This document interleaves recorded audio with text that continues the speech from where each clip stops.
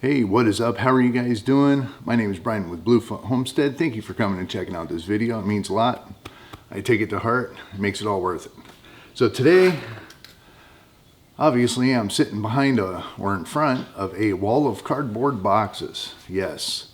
So my shipment, I guess I can call it, but my delivery of my raised garden beds have come in.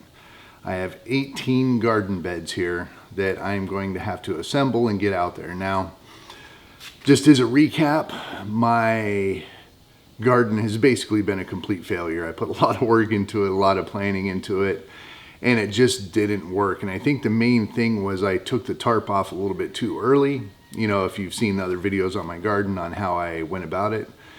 And we got a lot of rain. The other thing is, whenever I went through and I cut the grass down and all that stuff, all the grass was in seed. All the weeds were in seed. So that was a big mistake. I have a feeling it's going to take a couple years to cultivate it all. So I'm going to kind of do the same thing, I believe. Well, I'm going to be using raised garden beds, but I'm going to go ahead and lay down weed barrier over 100% of the area, and that should kill 99% of everything that's in there. It's going to keep the grass from seeding into the area. It's going to keep the grass from creeping in, because I had an issue with the wood that I was going to use. I got a big pile of it over here. A plywood barrier that went around the whole perimeter of the garden to be able to keep the grass from creeping in. You know, I was going to get it down about a ½ an inch into the ground and stuff. Again, that was another failure. I just wasn't able to get it into the ground. So just with that, I was going to have a major issue with grass and weeds growing in the garden. So are raised beds going to completely stop that? No, because the seeds move. We get a lot of wind here. We get 50, 60 mile an hour winds. Those seeds are going everywhere.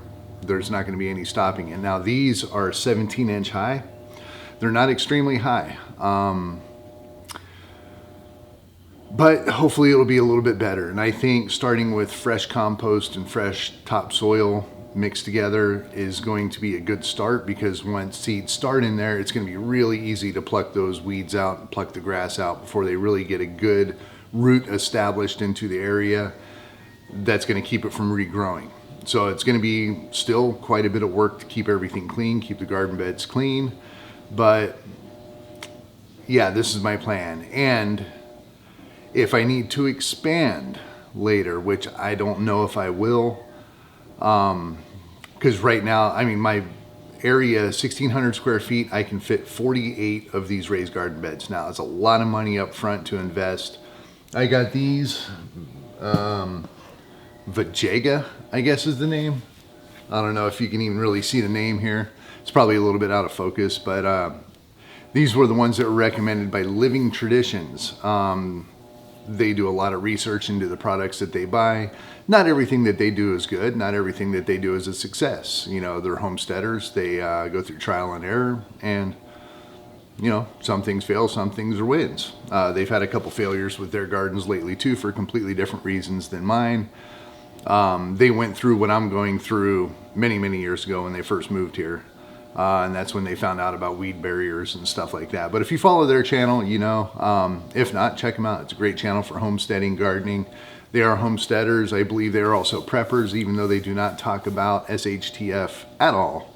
They had one video that said, yes, we are aware of everything. But anyway, check out their videos. It's a great channel. Lots of good information on making things work out of nothing.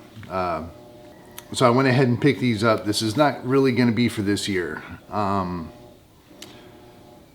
think it's just going to be a really small garden. I do have some things that are growing. I have, the tomatoes aren't growing, but I do have like pumpkins. I have melons, watermelons, cantaloupes. My herbs have gone completely nuts, but pretty much everything has gone to seed. I have probably 60 square feet or 50 square feet or something like that of lettuce. It was really good the end of spring or the beginning of spring, whatever, whenever I first started planting it was as much lettuce as I can basically eat. then pretty much everything bolted and went to seed.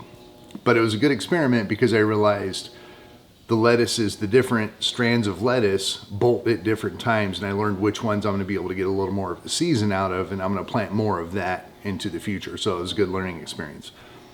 But basically everything is a failure on it. And I'm okay with that. That's fine. I'm learning. I do not have a green thumb. I'm trying to figure this all out, as maybe some of you guys are as well. And, you know, learn from failures. And that's how it's going to work. But I've got these things. I'm going to go ahead and throw one together. I don't know how transporting it without building it on the spot is going to go, but I'm going to go ahead and put one together, crack open one of these boxes and see what's in there, see what you get. Apparently they're very high quality. I haven't really looked at them yet. So yeah, let's go ahead and bring it over to the table and let's see what we got.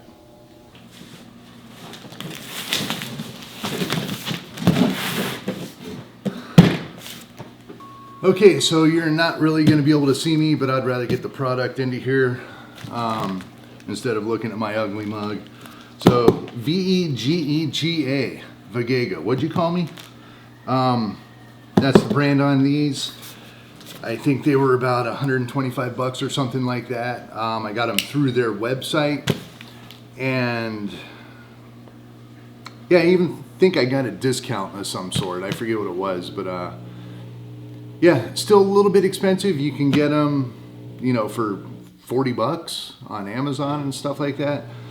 A lot of people say don't get those because they just are not gonna last. And these, it's version 2.0, extra coating, all kinds of minerals and metals infused into the paint. I don't know.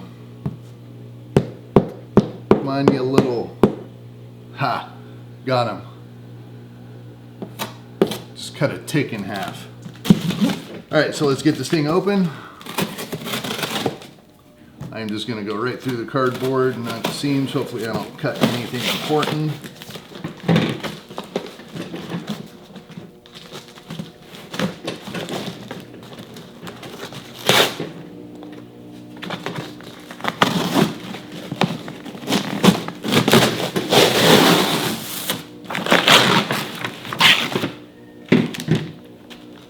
So very lightweight. I suppose these are the supports that go across. That's going to hold it, so that is going to be the width of the bed.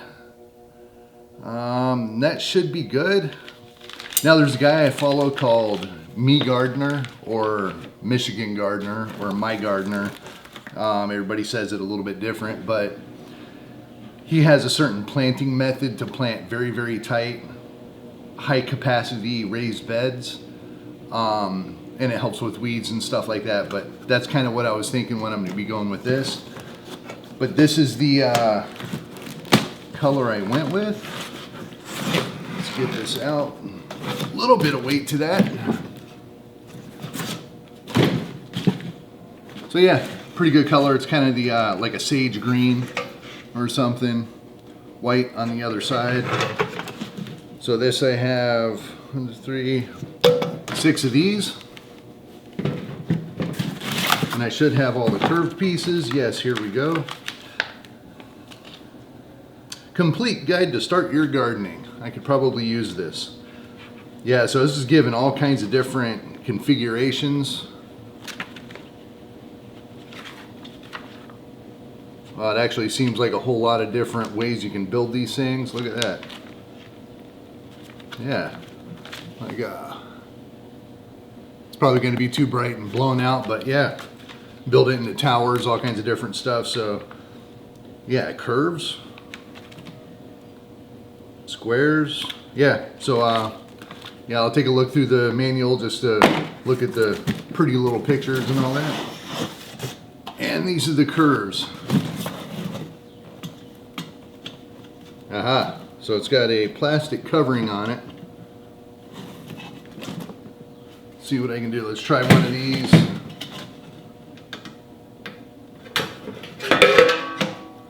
Easy for the sake of the video. Yeah, it's got a plastic covering. This one has started a little bit. I got 18 of these beds to do.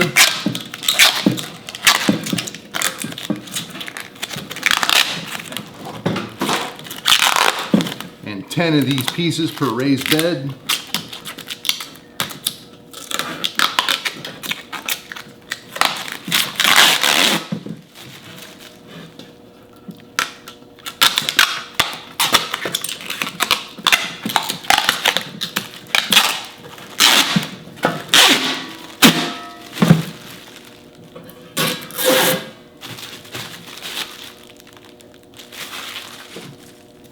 All right, so not too bad.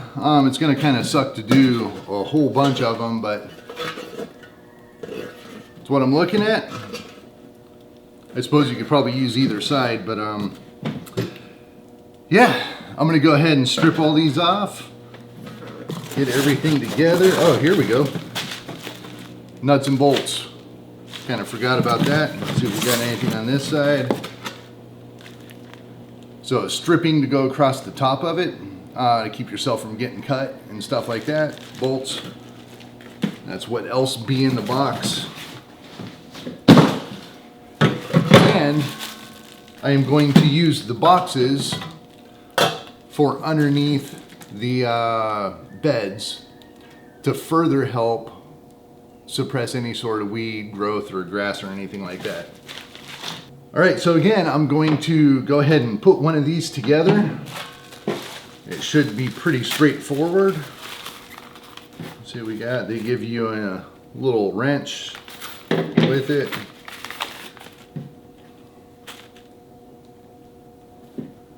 And a whole bunch of screws, washers, and nuts. Nuts, bolts, and washers.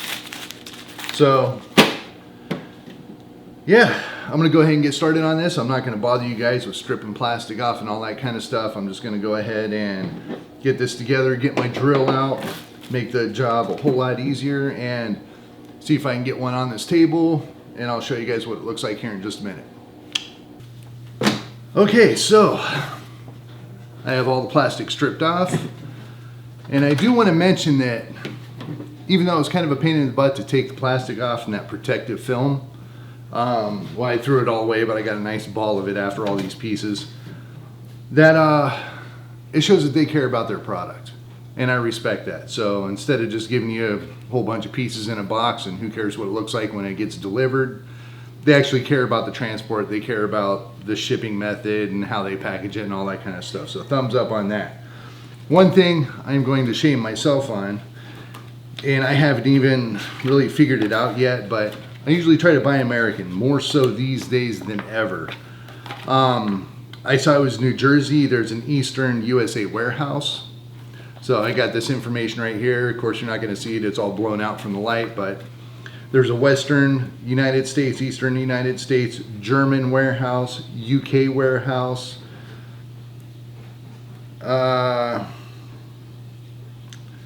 What is it, Guangdong? I don't even know where that would be. China, maybe, and a Hong Kong office.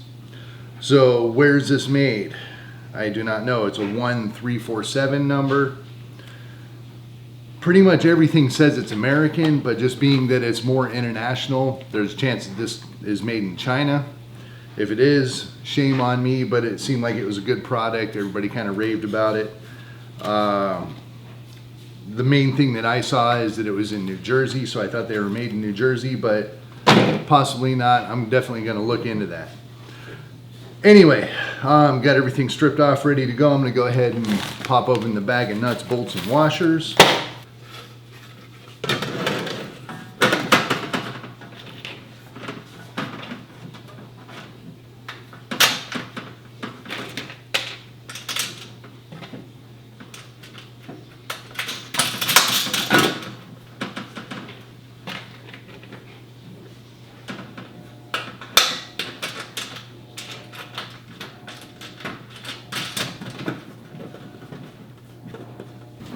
Okay, so voila, here you go. Might not all be in the picture. Yeah, it is. So, went together very, very well. Want to mention a couple things real quick. I can pick up all my stuff. They also give you some extra bolts, nuts, washers. 2 washers, 2 bolts, 2, 4, 6 nuts. So if you happen to drop a couple, lose a couple in the grass, something like that, they got you covered. The quality of the nuts and bolts, I know you're not really going to be able to see it, but it's a good quality bolt. There's no snags, no burrs. They can just spin on finger tight. 2 or 3 swipes with your finger and it's going to be, you know, flush up against the metal. So yeah, if this is Chinese made, which I got to look into, the quality of the hardware is pretty good. So you're not really going to be able to see it. There's 2 support bars that keep it from really flexing. I'm holding on to them right here. So I went on the bottom quarter of the bed. So the more flex is going to be here on the top, but I'm not planning on this being filled all the way to the top with soil and compost necessarily. It's going to be down a couple inches, especially after things settle and things like that. The level of the soil is going to go down.